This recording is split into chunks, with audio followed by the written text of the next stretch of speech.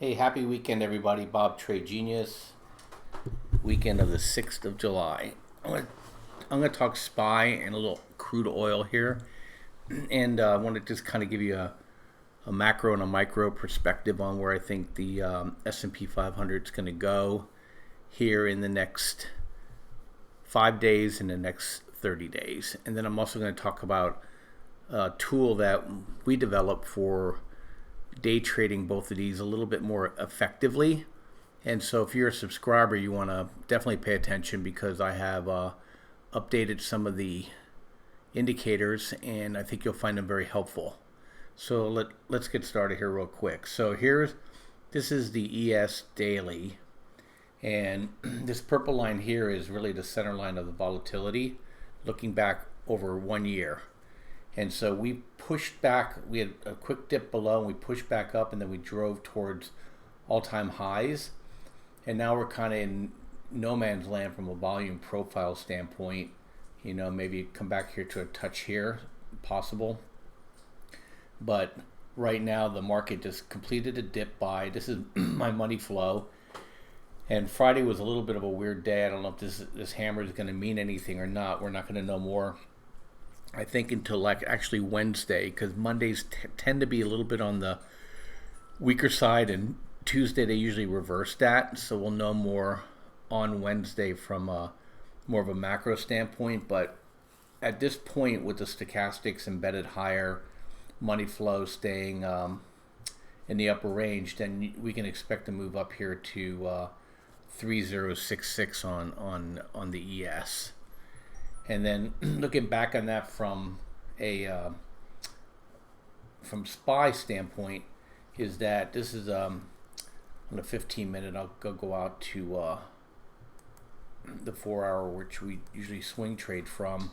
Is that it looks like there's definitely going to be a push towards getting it up to 302, 303, and then I think there we probably have a good chance for it to fall. Money flow is falling off on SPY too, struggling here as it's trying to get this clear air. And then you see here, this is a slow stoke and this is the fast stoke. Whenever you have a gap between these two, is that instead of trying to short it, you might want to look to buy it. And you can see we also had a moneymaker buy here. And I'm going to talk that indicator setting here in a minute. So now knowing that, let's go and take a look at the 15-minute, and I'm going to show you how to set up some alerts too. So one of the things that I try to do is I try to trade the SPY either through day trading calls or doing credit spreads or going on Nadex and buying or selling their end of the day, or actually go and do some micros too on the ES. So here I use SPY as a proxy because I really don't care so much about the number itself as to looking for reversal.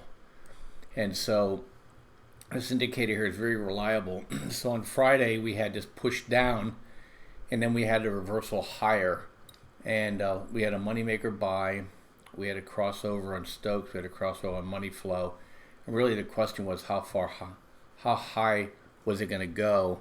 And the only mistake I made was I thought VWAP would stop, and it just blew right through there. Looks like it was trying to fill the gap on Wednesday, and then we got a sell signal on it.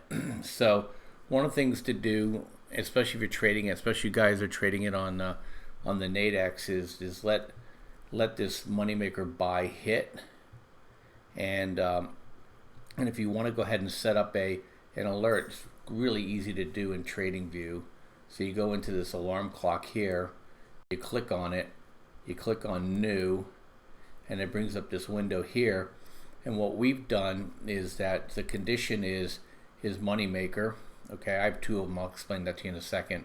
And you click on the moneymaker here, okay, and then you click on buy alert, and then you can get the option once per bar, once it closes, or once per minute. I use once per bar because it's really an alert to get my head around it. Or you can do once per bar close and trade the next 15-minute bar. The key is to get on the 15-minute. Okay, and the settings I have set up are this, and I'll just sit for a minute because I'm sure people are going to try to write this stuff down.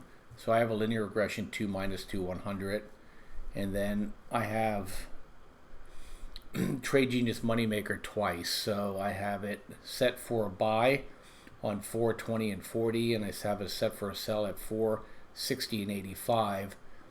And then when you look at the settings here, the style, you got to make sure you turn on the below bar one, which is going to give you the signal down here, and turn off the above one so you don't get a double set of prints here. And then the same thing on the sell side. You want to turn off the below bar one, leave the above bar one. I use a flag. You can use whatever you want. See, there's all kinds of choices. Okay, so now you have this set up. You have the alerts set up, and then just let the alerts inform you as to make the trade. I think the biggest mistake we all make, me included, sometimes you try to front run a trade, and sometimes you panic. Excuse me, you panic and you chase a trade. And this way here, you get the signal. The signal is extremely reliable. So if the signal fails, probability is in your favor that if you do it enough times, you're gonna totally make a lot of money. So that's what you have to kind of focus on. So I did that with oil as well. And if you look at US oil, is that same way. And just another thing too, on Fridays, and this is a continuous contract, so SPY is just during regular trading hours, is that always look for an opportunity to go long oil first thing. And here you got the signal here, especially on a Friday. They don't like to short oil on a Friday because they don't know what's going to happen over the weekend. And then so here you got this shot, and it shot up here. Oh, I changed my money maker. Let me go ahead and put this back on. And then it's a, there you go, flag. See how easy that was? Excuse me, I'm still fighting this allergy. And you got this money maker buy, and it shot all the way up to the top of the channel, and you got to sell. So I didn't take this one because I was still waking up from the July 4th weekend, but I took this short, and this short paid. And you know, you don't stay in these trades forever. So when it came down, we got this crossover here again. You got out of the trade, we made money. And if you wanted to, you could have went long. I didn't have a signal, so I left it be, so I had a good oil trade down. And that way you could trade oil with confidence as well. And so that's what we use, and that's what you should use. So if you're trading with us, you know, make sure you have the level of service where you can get the money maker. It's definitely a money maker. If you don't trade with us, you can get the money maker. You can join our service, and you can get it singly, or you can get it as part of a bundle. So just go to tradelikeagenius.com. Definitely it'll pay for itself in a couple weeks. It's a really good tool, and we give you access to it. You don't get to keep it.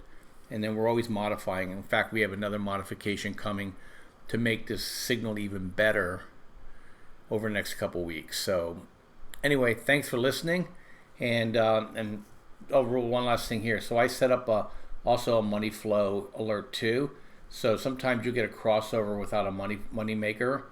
And so I did that. And for oil, I use money flow on a 5-minute too. Some of you more hardcore day traders, is when money flow hits and gets these crossovers. You see here the red crossing through the blue.